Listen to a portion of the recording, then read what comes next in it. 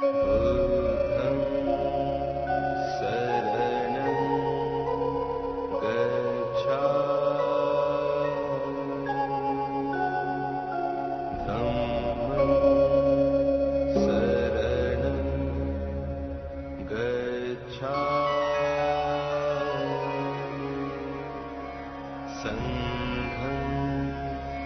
शरणं សូមស្វាគមន៍មកកាន់ Channel ពុទ្ធិនិងបញ្ញាគិតល្អធ្វើល្អផលល្អថ្ងៃនេះនាងខ្ញុំសូមនាំមកជូននៅកម្រងសំណួរចម្លើយបកស្រាយអំពីសិលតើសិលជាអ្វីសិលគឺជាចេតនានៃការវៀរចាកអំពើអាក្រក់និងប្រកាន់យកនៅអំពើល្អបើសិលជាការវៀរចាកនៅអំពើអាក្រក់និងប្រកាន់យកនៅអំពើល្អអញ្ចឹងរាល់អំពើល្អទាំងឡាយគឺពិតជាមានសិលជាដើមហេតុបើសិលជាដើមហេតុនៃអំពើល្អសិលពិតជាសំខាន់យ៉ាងខ្លាំងពិតជាចាំបាច់យ៉ាងខ្លាំងសិលពិតជាសំខាន់ដូចជាអាហារមនុស្សមិនអាចអត់អាហារបានយ៉ាងណានោះមនុស្សក៏មិនអាចអត់សិលបានយ៉ាងនោះដែរសិលគឺជានាមធម៌ជាគុណធម៌កើតនៅក្នុងចិត្តសន្តានបើសិលជានាមធម៌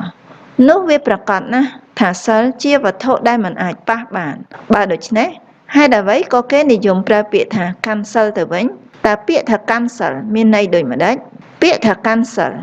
គឺមានន័យថាការរក្សាសិលការថែសិលឬក៏ការសមាទានសិលមនុស្សអាចចម្រើនគុណធម៌សិលបានលុះណាតែមានសទ្ធាចុះពាក្យថាសុំសិលវិញមានន័យយ៉ាងម៉េចដែរពាក្យថាទៅសុំសិលគឺចង់មានន័យថាទៅសមាទានសិលគឺទៅរៀនអំពីសិក្ខាបទនៃសិល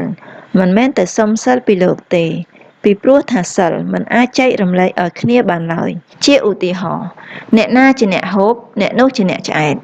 អ្នកមិនអាចប្រើគេឲ្យហូបជំនួសហើយសុំភាពឆ្អែតពីគេបានឡើយយ៉ាងណាមិញការរក្សាសិលក៏ដូចគ្នាសិលចម្រើនទៅបានកើតមានទៅបានគឺចំពោះតែបុគ្គលដែលខំរក្សាប៉ុណ្ណោះអ្នកមិនអាចសុំចែកសិលពីគេដោយមិនរក្សាបានឡើយបើចង់រក្សាសិលត្រូវស្គាល់តួសិលតើអ្វីជាតួសិលព្រះសម្មាសម្ពុទ្ធបានត្រាស់ថាចេតនាគឺជាតួសិលរីឯសិក្ខាបទមិនមែនជាតួសិលទេ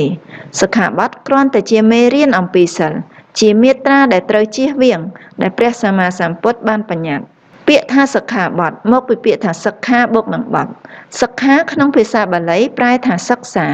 រីឯបទមានន័យថាមេរៀនដូច្នេះសិក្ខាបទប្រែថាមេរៀនដែលត្រូវសិក្សាតើគុណធម៌សិលចម្រើនឡើងនៅពេលណាខណៈដែលអ្នកមានចេតនាចេញពីដួងចិត្តចេញពីខាងក្នុងដោយមិនប្រឹងធ្វើមិនបង្ខំចិត្តធ្វើខណៈដែលចិត្តខ្មាស់បាបកើតឡើងចិត្តឲ្យអភ័យចិត្តអនុគ្រោះចិត្តមេត្តាចិត្តករុណាចិត្តប្រកាន់យកសច្ចធម៌ផុសចេញពីបេះដូងដែលជាហេតុនាំឲ្យអ្នកវាចាកការសម្លាប់វាចាកការលួចវាចាកការផឹកគ្រឿងស្រវឹងវាចាកការភូតកុហកខណៈនោះហើយដែលគុណធម៌សិលបានកើតឡើងបានចម្រើនឡើងតើអ្នកណាខ្លះមានសិលមនុស្សគ្រប់រូបសុទ្ធតែមានសិលមិនថាពុទ្ធសាសនិកឬអ្នកដែលមិនមែនជាពុទ្ធសាសនិកក៏ដោយព្រោះពាក្យថាមនុស្សចេញមកពីពាក្យថាម្នាក់បូកនឹងឧស័កម្នាក់មានន័យថាចិត្តឧស័កប្រែថាខ្ពង់ខ្ពស់មនុស្សគឺជាបុគ្គលដែលមានចិត្តខ្ពង់ខ្ពស់ដឹងល្អដឹងអាក្រក់ដឹងខុសដឹងត្រូវដឹងហេតុដឹងផលដូច្នេះហើយមនុស្សគឺសំដៅទៅលើបុគ្គលដែលមានសិលបើមនុស្សសុទ្ធតែមានសិលតើហេតុអ្វីយើងត្រូវរក្សាសិលមនុស្សត្រូវតែរក្សាសិលព្រោះសិលប្រៀបដូចជាអាហារបើមនុស្សគ្មានសិលគឺប្រៀបដូចជាមនុស្សគ្មានអាហារបើមនុស្សគ្មានអាហារគឺមនុស្សមិនអាចរស់បានទេមនុស្សត្រូវតែរក្សាសិលត្រូវតែមានសិលព្រោះបើមនុស្សគ្មានសិលមនុស្សនឹងបាត់បង់ភាវៈជាមនុស្សព្រោះពាក្យថាមនុស្សប្រែថាបុគ្គលដែលមានចិត្តខ្ពង់ខ្ពស់បុគ្គលដែលមានសិលមនុស្សត្រូវតែរក្សាសិលព្រោះសិលប្រែថាការប្រកាន់យកអំពើល្អវាចាកអំពើអាក្រក់បើសង្គមមនុស្សគ្មានសិលគឺសង្គមនោះនឹងច្របូកច្បល់នឹងមិនអាចរស់បានឡើយអ្នកអាចស្រមៃមើលថា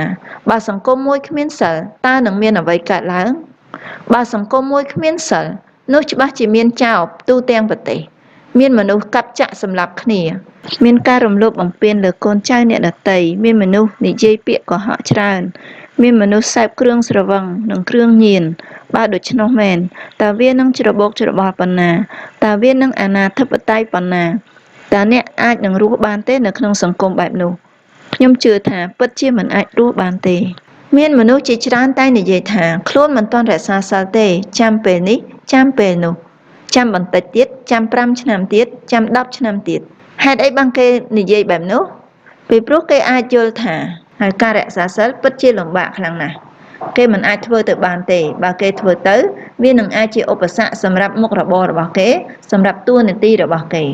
វាហាក់ដូចជារាល់ថ្ងៃនេះគេគ្មានសិលតទៅសោះតាមពិតទៅបើទោះបីជាគេមិនទាន់មានពេលវេលា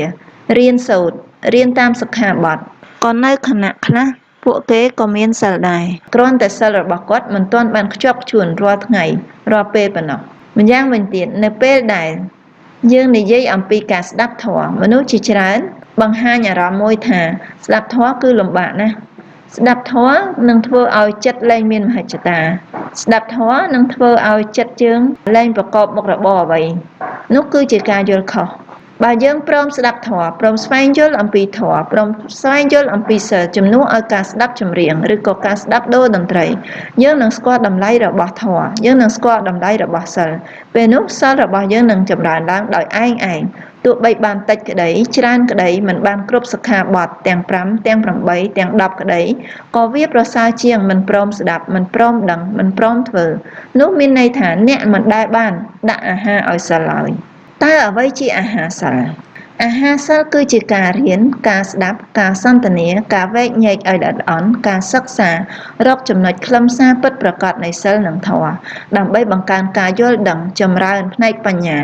ហើយកាលណាបញ្ញាចម្រើនឡើងបញ្ញានឹងជំរះសិលកុំឲ្យសិលនោះសៅហ្មងតើសិលសៅហ្មងអាចជំរះបានយ៉ាងដូចម្តេចព្រះសម្មាសម្ពុទ្ធបានត្រាស់ថាសិលជំរះបញ្ញាបញ្ញាជំរះសិលប្រៀបដូចជាការលាងដៃដោយដៃលាងជើងដោយជើងយ៉ាងណាមិញបើបញ្ញាចម្រើនឡើងបញ្ញានឹងជំរះសិលហើយបើសិលចម្រើនឡើងសិលនឹងជំរះបញ្ញានាងខ្ញុំសូមខន្តីអភ័យទោសចំពោះរាល់កំហុសឆ្គងដែលអាចកើតឡើងដោយចេតនាក្តីដោយអចេតនាក្តីសព្បទានណាំងធម្មទានណាំងជានិតិធម្មទានរមែងឈ្នះអស់ទានទាំងពួងសូមអនុមោទនា